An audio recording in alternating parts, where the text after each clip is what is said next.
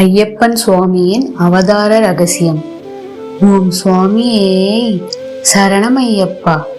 அனைவருக்கும் வணக்கம். இந்த பிரபஞ்சமே வியக்கும் ஒரு தெய்வீக அவதாரத்தின் கதையை இன்று நாம் கேட்கப் போகிறோம்.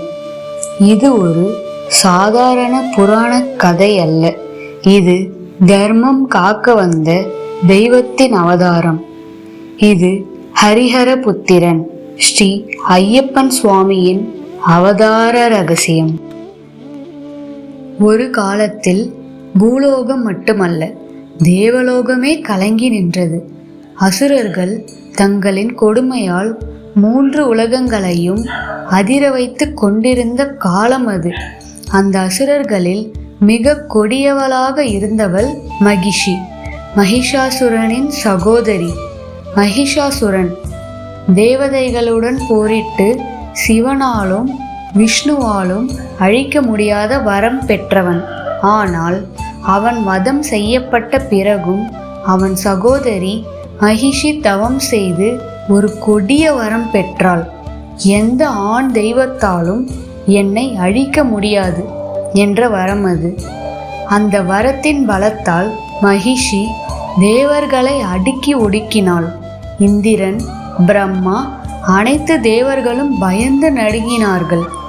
இறுதியில் அவர்கள் அனைவரும் மகா சிவனை நாடினார்கள். தேவர்களின் துயரை கேட்ட பரமேஸ்வரன் சிவன் ஆழ்ந்த சிந்தனையில் ஆழ்ந்தார். அப்போதுதான் ஒரே தீர்வு தென்பட்டது. இந்த அசுரியை அழிக்க சாதாரண அவதாரம் போதாது. ஹரி மற்றும் ஹரன் இருவரின் சக்தியும் இணைந்து ஒரு தெய்வம் தேவை. அந்த நேரத்தில்தான் மகாவிஷ்ணு மோகினி அவதாரம் எடுத்தார். அழகின் உச்சம், மாயையின் வடிவம்.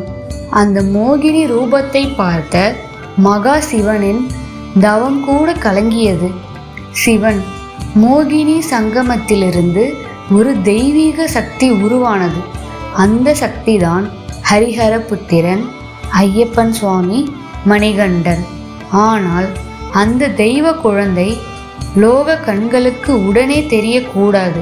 அதனால் சிவன் அந்த குழந்தையை பூலோகத்திற்கு அனுப்பினார், பம்பை நதிக்கரையில். அதே நேரத்தில் கேரள நாட்டில் பாண்டாளம் ராஜ்யம். அங்கு ஆட்சி செய்தவர் தர்மத்திற்கு பெயர் பெற்ற பாண்டாளம் மன்னன். ஆனால் ஒரு பெரிய குறை, அவருக்கு வாரிசு இல்லை. பல ஆண்டுகள் தவம் செய்தார், பல யாகங்கள் செய்தார், பல பிரார்த்தனைகளும் செய்தார். இருந்தும் ஒரு குழந்தை இல்லை. ஒரு நாள் வேட்டைக்கு சென்ற மன்னன் பம்பை நதிக்கரையில் ஒரு அதிசயத்தை கண்டார். ஒரு குழந்தை, கழுத்தில் தங்கமணி, முகத்தில் சாதாரண ஒளி. அந்த குழந்தையை தூக்கியவுடனே மன்னனின் உள்ளம் தெய்வீக அமைதியில் நிறைந்தது. மணிகண்டன் என்று பெயரிட்டார். அந்த குழந்தையே பிற்காலத்தில் உலகம் வணங்கப் போகும் ஸ்ரீ ஐயப்பன் சுவாமி. ஆனால் அந்த குழந்தை சாதாரண குழந்தையா? இல்லை. அடுத்த எபிசோடில் மணிகண்டனின் அற்புதமான பால்ய லீலைகள், அவனுள் மறைந்திருக்கும் தெய்வ சக்திகள் வெளிப்படும். இந்த தெய்வீக கதையை தொடர்ந்து கேட்க சப்ஸ்கிரைப் செய்யுங்கள். இந்த வீடியோ பிடித்திருந்தால் லைக் செய்யுங்கள்.